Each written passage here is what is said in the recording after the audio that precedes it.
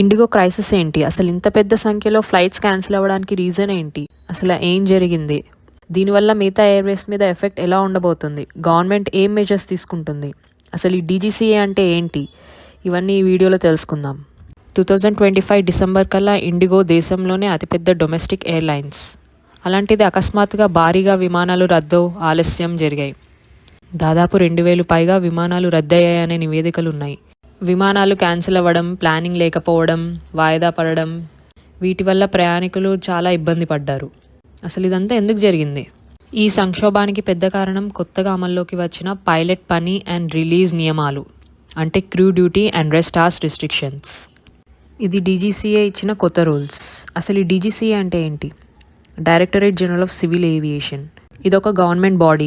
మన ఇండియాలోని civil aviation, safety, airworthiness, pilots and ఇంజనీర్స్కి లైసెన్స్ ఇవ్వడం, ఎయిర్లైన్స్కి రూల్స్ సెట్ చేయడం, అలాగే ఇండియాలోని ఎయిర్ ట్రాన్స్పోర్ట్ని రెగ్యులేట్ చేయడం, ఇదంతా డీజీసీఏ చేస్తుంది. డీజీసీఏ ఇచ్చిన కొత్త రూల్స్ ఏంటి? ఇది ఎక్కువగా పైలట్ పనిభారం, విశ్రాంతి గైడ్లైన్స్, సేఫ్టీ నిబంధనలపై దృష్టి పెట్టింది. పాత రూల్స్లో పైలట్కు కంటిన్యూస్ డ్యూటీ లిమిట్ అనేది ఎక్కువగా ఇస్తారు. అంటే డొమెస్టిక్ ఫ్లైట్లో 16 hours వరకు పనిచేయచ్చు. రెస్ట్ పీరియడ్ అనేది 12 to 14 hours ఉండేది సాధారణంగా. కానీ కొత్త రూల్స్ ప్రకారం పైలట్ యొక్క కంటిన్యూస్ వర్క్ లిమిట్ అనేది 9 to 12 hours ఉంటుంది. అండ్ నైట్ డ్యూటీ చేసే వాళ్ళకి maximum 8 to 10 hours continuous work limit ఉంది. రెస్ట్ పీరియడ్ కనుక చూసుకుంటే 2 consecutive ఫ్లైట్ డేస్కి మధ్య మినిమం ఒక 14 to 16 hours రెస్ట్ ఉండాలి. అండ్ నైట్ డ్యూటీ పైలట్స్కి అయితే నెక్స్ట్ ఫ్లైట్ తీసుకునే ముందు అట్లీస్ట్ ఒక 12 to 14 hours రెస్ట్ అనేది ఉండాలి. సాధారణంగా ఫ్లైట్లో 2 పైలట్స్ ట్రావెల్ చేస్తారు. థర్డ్ పైలట్ అవసరం అనేది చాలా తక్కువ ఉండేది. కానీ ఇప్పుడు కొత్త రూల్స్ ప్రకారం డొమెస్టిక్ ఫ్లైట్స్ ఏవైతే ఒక 8 to 10 hours కన్నా ఎక్కువ ట్రావెల్ చేస్తున్నాయో వాటిలో మాత్రం థర్డ్ పైలట్ డెఫినెట్గా ఉండాలి. నైట్ డ్యూటీ కనుక చూసుకుంటే పాత రూల్స్ ప్రకారం పెద్దగా లిమిటేషన్స్ అలా ఏం పెట్టలేదు. కాకపోతే కొత్త రూల్స్ ప్రకారం మాత్రం నైట్ డ్యూటీకి స్ట్రిక్ట్గా లిమిటేషన్స్ పెట్టింది. సో సాధారణంగా నైట్ డ్యూటీ అంటే 11 to 6 మధ్యలో కన్సిడర్ చేస్తారు. నెక్స్ట్ ఫ్లైట్ స్కెడ్యూలింగ్ కనుక చూస్తే పాత రూల్స్ ప్రకారం ఎయిర్లైన్స్కి అనుగుణంగా ఉండేదన్నమాట. సో సపరేట్ ప్రైవేట్ ఎయిర్లైన్స్ ప్రకారం వాళ్ళకి అనుగుణంగా చేసుకునేవారు. కానీ ఇప్పుడు కొత్త రూల్స్ ప్రకారం డీజీసీఏ అప్రూవల్ అండ్ ఆడిట్ మ్యాండేటరీగా ఉండాలి. Next pilot training and checks కనుక చూస్తే పాత రూల్స్ ప్రకారం ఈ పైలట్ యొక్క ట్రైనింగ్ ఇంటర్వెల్స్, వాళ్ళని రికరెంట్గా చెక్ చేయడము, స్టిమ్యులేటర్ అవర్స్, ఇవన్నీ అసలు మ్యాండేటరీగా ఉండేది కాదు.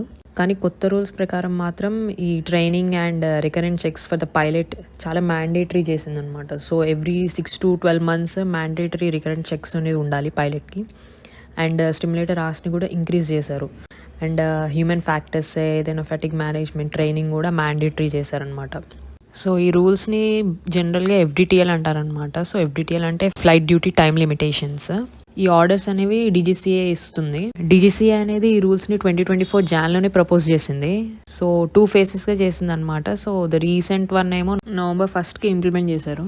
సో మిగతా ఎయిర్లైన్స్తో కంపేర్ చేసుకుంటే ఇండిగోనే ఎందుకు 2000 ఫ్లైట్స్ని క్యాన్సిల్ చేయాల్సి వచ్చిందంటే, సో ఎప్పుడైతే ఈ డీజీసీఏ కొత్త రూల్స్ ప్రపోజ్ చేసిందో 2024లో వేరే ఎయిర్లైన్స్ అన్నీ అప్పటి నుంచే ప్రిపరేషన్ స్టార్ట్ చేసాయి అనమాట. అంటే లైక్ పైలట్స్ని రిక్రూట్ చేసుకోవడం, వాళ్ళకి ట్రైనింగ్ ఇవ్వడం, సో అదంతా స్టార్ట్ చేసింది. బట్ ఇండిగో మాత్రం కొత్త పైలట్స్ని రిక్రూట్ చేసుకోలేదు. అండ్ ఇప్పుడు ఈ more than 2000 ఫ్లైట్స్ని క్యాన్సిల్ చేయడానికి రీజన్ కూడా అదే, due to shortage of pilots.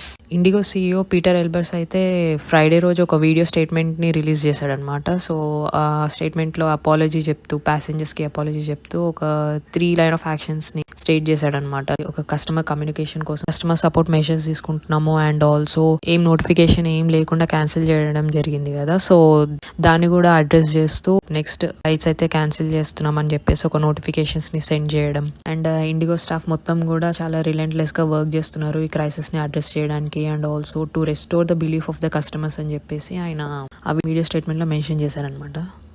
Central government అయితే ఒక పెద్ద స్థాయి విచారణ ఎంక్వైరీ ఆదేశించింది. అసలు ఈ సంఘటనలకు కారణాలు, బాధ్యతలు, ఫ్యూచర్లో ఎలాంటి చర్యలు తీసుకోవాలి అని చెప్పేసి ఒక పెద్ద ఎంక్వైరీ అయితే వేసింది. డీజీసీఏ అయితే ఇటీవల ఇండిగో CEO పీటర్ ఎల్బర్స్ మీద అయితే షోకాస్ నోటీస్ జారీ చేసింది.